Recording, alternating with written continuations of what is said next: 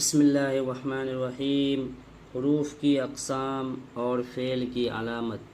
سواہم الحرف کہل و فی ولم، فعل مضارع یلی لم کا یشم، وماضی الافعال بالتامز وسم، بالنون فعل الامر ان امر فہم۔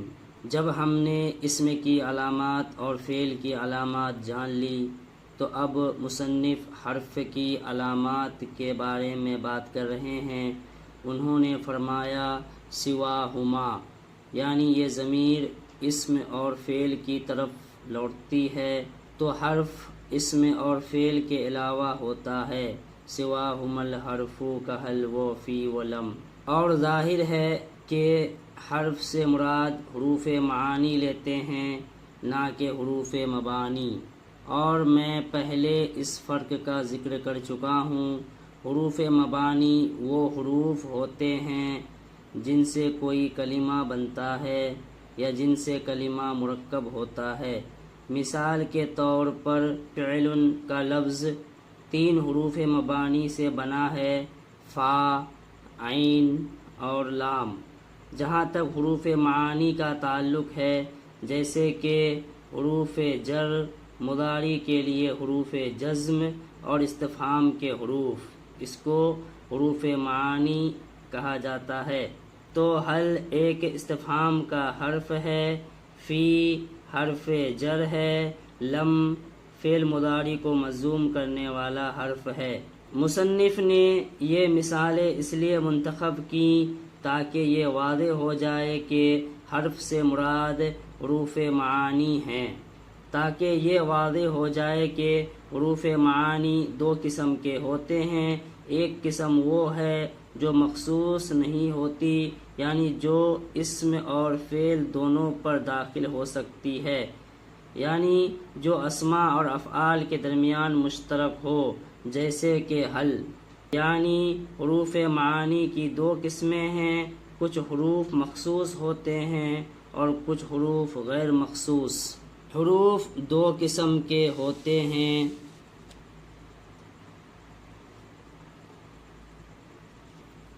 ایک مشترکہ حروف، مشترکہ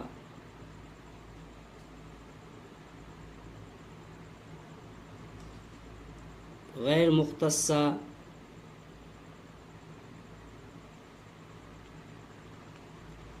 اور مخصوص حروف، مختص حروف، مختصہ۔ مصنف نے غیر مشترکہ حروف کی مثال حل سے دی ہے۔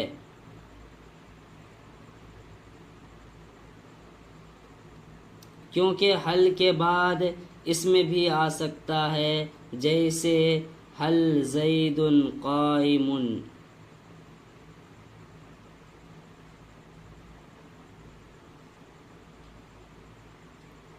اور حل کے بعد فعل بھی آ سکتا ہے، جیسے حل قام زید۔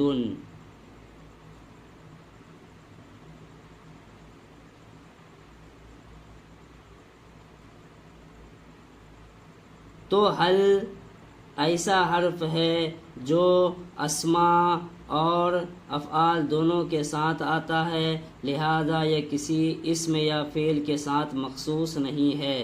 لیکن مخصوص حروف کی 2 قسمیں ہیں، وہ جو اسموں کے ساتھ مخصوص ہوتے ہیں، مختصۃ بالاسماء، اور وہ جو افعال کے ساتھ مخصوص ہوتے ہیں، مختصۃ بالافعال۔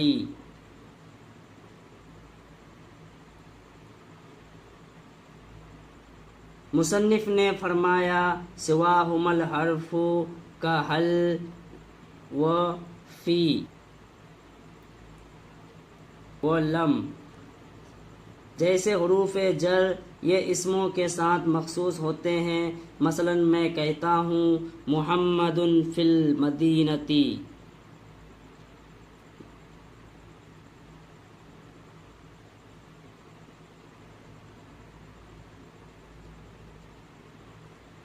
تو فی کے بعد صرف اسم آ سکتا ہے، یعنی اس کے بعد فعل نہیں آتا۔ لم افعال کے ساتھ مخصوص ہیں، یہ افعال مضارع کو مجزوم کرنے والے حروف میں سے ہیں، جیسے لم احمل دروسی۔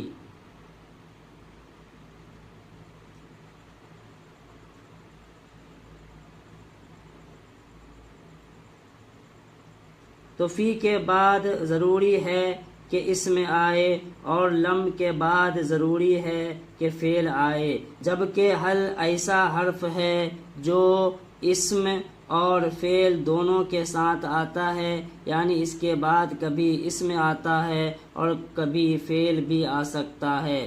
تو مصنف نے فرمایا سواہم الحرف کا حل و فی و لم، تاکہ حروف کی اقسام کی طرف اشارہ ہو۔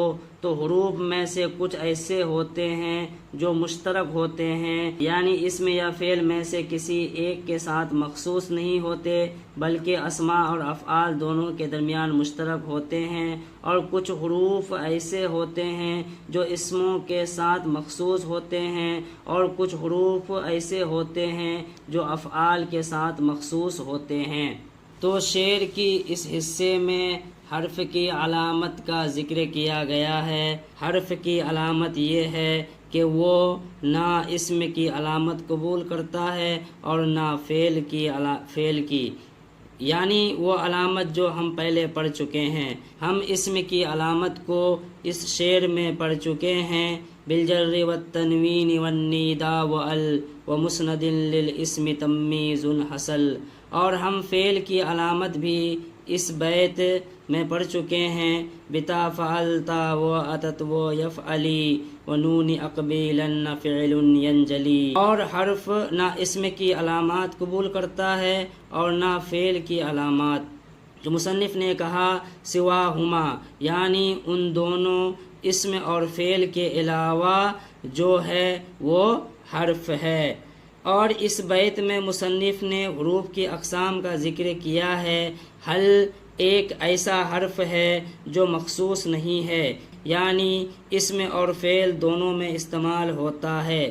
فی ایک ایسا حرف ہے جو صرف اسموں کے ساتھ مخصوص ہے، اور لم ایسا حرف ہے جو صرف افعال کے ساتھ مخصوص ہے۔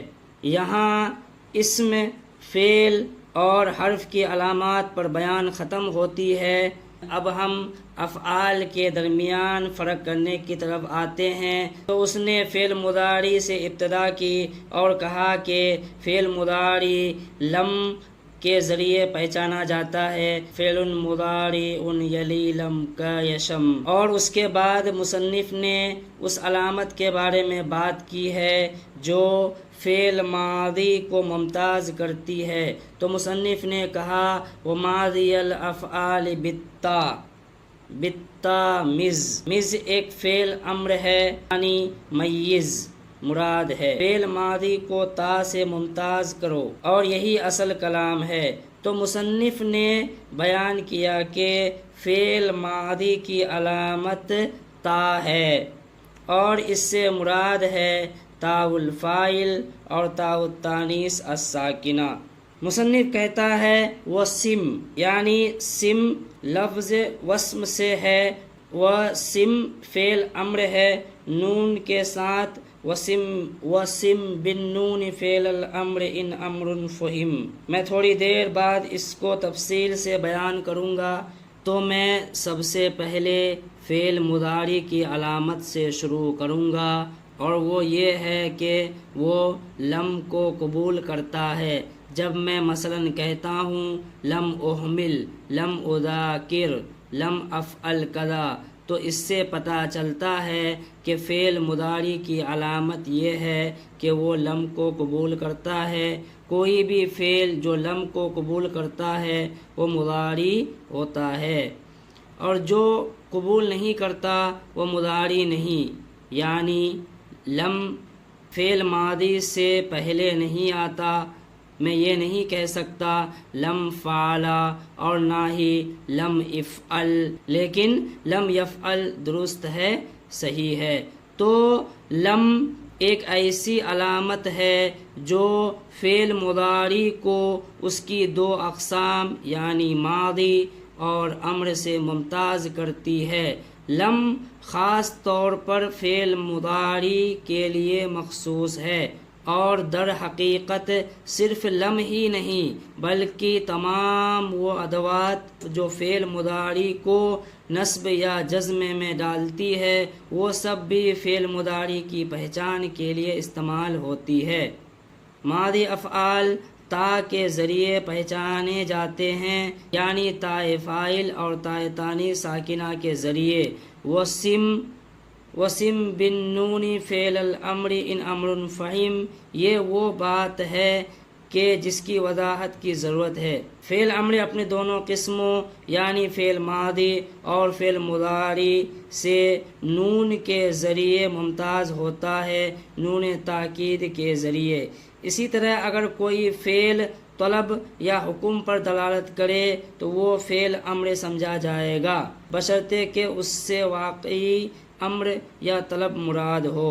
فعل امر کی دو علامتیں ہیں،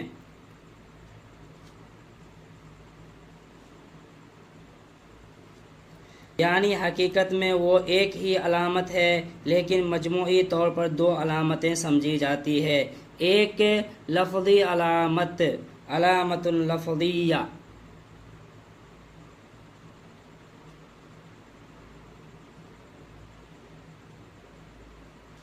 اور دوسری علامت معنویہ، معنوی علامت۔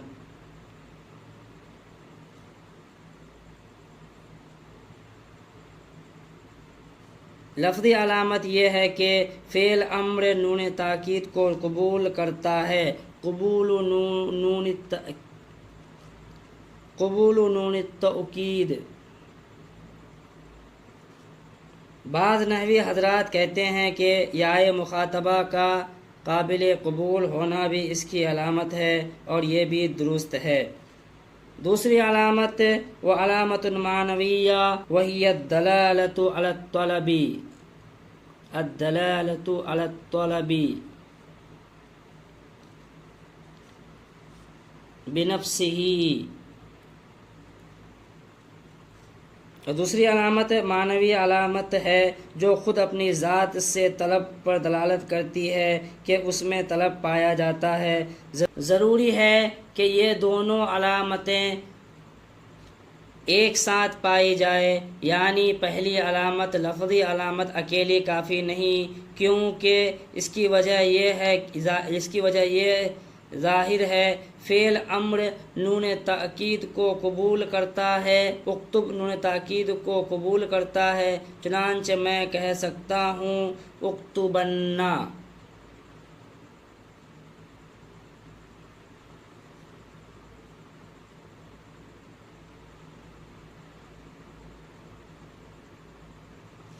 اکتبن الواجب یا محمد۔ ہر فعل امر نون تاکید کو قبول کرتا ہے، لیکن نون تاکید صرف فعل امر کے ساتھ مخصوص نہیں، کیونکہ فعل مضارع بھی نون تاکید کو قبول کرتا ہے۔ مثال کے طور پر میں کسی شخص سے کہتا ہوں لَتَكْتُبَنَّ،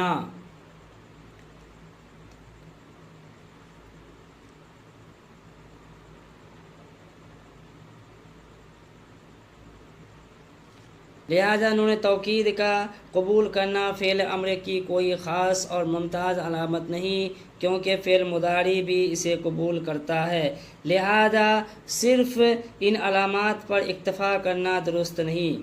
ایک اور معنوی علامت کا ہونا ضروری ہے، اور وہ ہے الدلالۃ علی الطلب۔ جب میں کہتا ہوں محمد یکتب، تو یکتب فعل مضارع ہے اور ہم نے دیکھا کہ یہ نون تاکید کو قبول کرتا ہے، بلکہ حقیقت میں یہ نون تاکید کے کسی صیغے کو قبول کرتا ہے لیکن یہ طلب پر دلالت نہیں کرتا۔ اور کوئی کہنے والا کہتا ہے ہم فعل مضارع کو طلب پر دلالت کرنے والا بنا سکتے ہیں لام امر کے ذریعہ۔ میں کسی شخص سے کہتا ہوں لتکتب،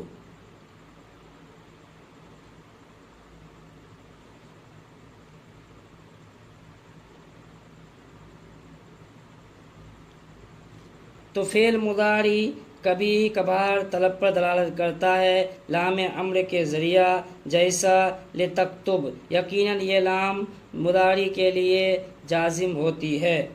تو میں کہتا ہوں فعل امر کی علامت یہ ہے وہ نون تأکید کو قبول کرے اور خود اپنی ذات سے طلب پر دلالت کرے، نہ کہ کسی اور واسطے سے، جیسے لام امر۔ پس فعل امر فعل ماضی اور فعل مضارع سے دو علامتوں کے ذریعے ممتاز ہوتا ہے اور ان دونوں کا اکٹھا ہونا ضروری ہے۔ ایک لفظی علامت ہے نون تأکید کو قبول کرنا، خواہ وہ نون خفیفہ ہو یا نون ثقیلہ، اور دوسری معنوی علامت ہے بذات خود طلب یعنی حکم پر دلالت کرنا، خود بخود طلب یا حکم کا مفہوم رکھنا۔ سواہم الحرف کحل وفی ولم فعل مضارع یلی لم کا یشم یشیر الی ان الحرف یمتاز عن الاسم والفعل، کہ حرف فعل اور اسم سے ممتاز ہوتا ہے بخلوہ عن علامات الاسماء و علامات الافعال، کہ اگر حرف علامات الاسماء اور علامات الافعال سے خالی ہو تو وہ اسم اور فعل سے الگ ہوتا ہے، ممتاز ہوتا ہے۔ ثم مثل بحل وفی ولم، پھر مصنف نے حل، فی، لم سے مثال دیا حرف کے لیے، منبہن، یہ بتاتے ہوئے، علی ان الحرف، کہ حرف ینقسم الی قسمین، حرف کی دو قسم ہے، ایک ہے مختص اور دوسرا ہے غیر مختص۔ فاشار بحل، تو مصنف نے حل سے اشارہ کیا، الی غیر المختص، غیر مختص کی طرف۔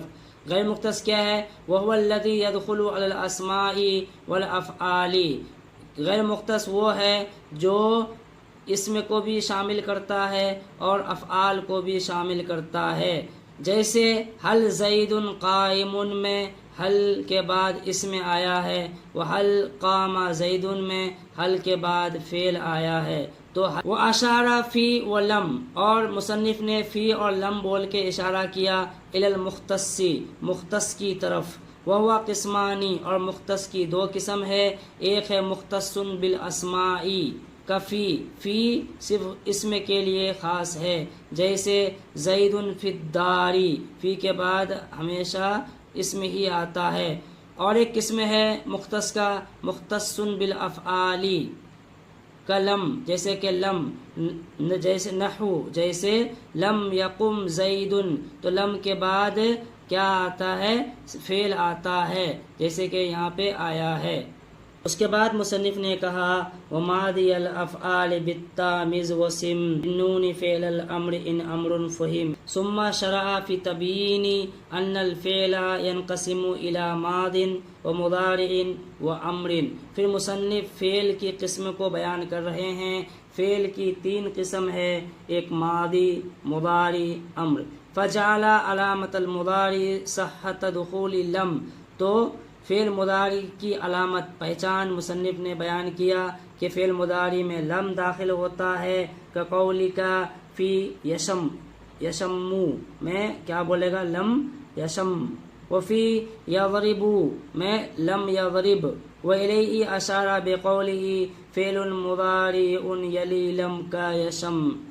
ثم اشار الی ما یمیز الفعل الماضی، پھر مصنف نے اس چیز کی طرف بیان کیا جو فعل ماضی کو ممتاز کرتا ہے، الگ کرتا ہے، بقولہ وماضی الافعال بالتامز، ای میز، میز کا معنی ہے میز، ماضی الافعال بالتا، فعل ماضی کو تا سے الگ کرو، والمراد بہا، اور اس تا سے مراد کیا ہے؟ تاء الفاعل و تاء التانیث الساکنہ ہے۔ وکل منہما لا يدخل الا علی ماضی اللفظ، اور یہ دونوں تاء الفاعل اور تاء التانیث الساکنہ یہ صرف جو ماضی لفظ ہے اسی میں داخل ہوتا ہے۔ نحو تبارکتا، تبارکا فعل ہے، اس میں تبارکتا کیا ہے؟ تاء الفاعل ہے۔ تبارکتا یا ذا الجلال والاکرام، ونعمت المرأۃ ہند، تو یہاں نعمت تاء التانیث ہے، التقاء الساکنین کی وجہ سے یہاں پہ کسر ہو کے پڑھایا گیا۔ نعمت المرأۃ ہندن و بعثت المرأۃ ہندن، تو نعمت بعثت میں جو تا ہے یہ تاء التانیث الساکنہ کے لیے آیا ہے، اور یہ صرف فعل مضارع کے لیے خاص ہے۔ ثم ذکر فی بقیت البیت، باقی بیت میں مصنف نے بیان کیا ان علامت فعل الامر، کہ فعل امر کی علامت کیا ہے، قبول نون التوکید، کہ اس میں نون التوکید کو قبول کیا جائے گا فعل امر میں، والدلالۃ علی الامر، اور امر کے پر دلالت بھی کرے گا، بصیغتہ نحو اضربن واخرجن۔ اضرب فعل امر ہے، اس میں نون التوکید کو قبول کیا، اخرج فعل امر ہے، اس میں نون توکید کو قبول کیا، تو یہ نون توکید کو قبول کرنا ہی یہ فعل امر کی علامت ہے۔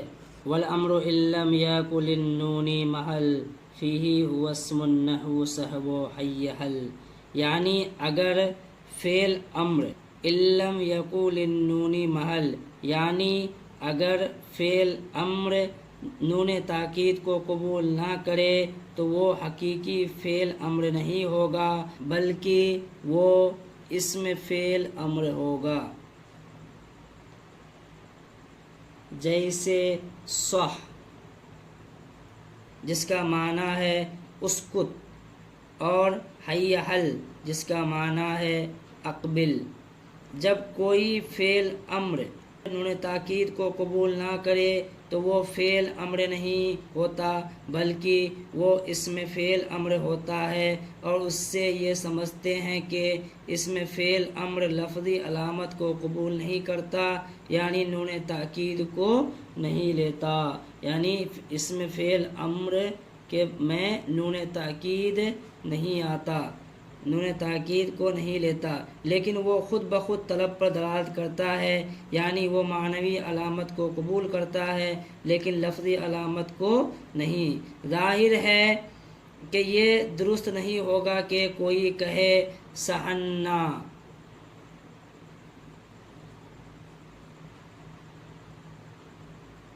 یا حی حلن،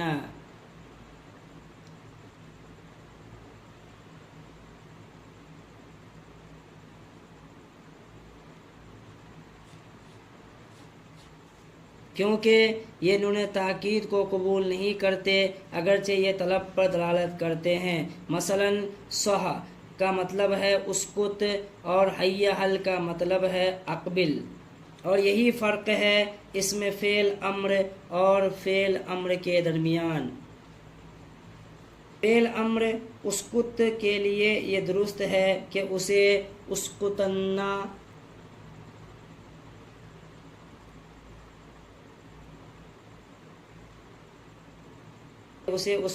بھی کہا جا سکتا ہے، اور حی حل جس کا معنی اقبل ہے، اور اقبل کو